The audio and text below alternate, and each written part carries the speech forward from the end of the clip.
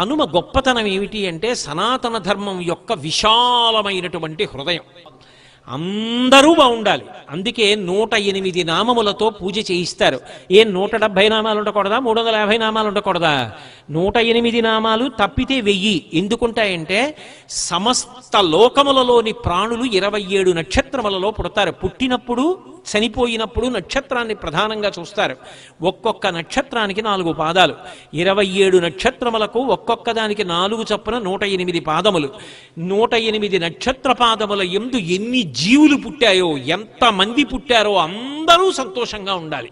2 కాళ్ళున్న మనుష్యులు సంతోషంగా ఉండాలి, పక్షులు కూడా సంతోషంగా ఉండాలి. అందుకే పక్షి పూజ, పశు పూజ, వాటికి సంవత్సరం అంతా గడ్డి పెడతాం. మనం పెట్టకపోయినా అవి పొలం దున్ని అవే వెళ్ళి ఎక్కడో గడ్డి మేసి వచ్చి పొలం దున్నుతున్నాయి, పాలు ఇస్తున్నాయి.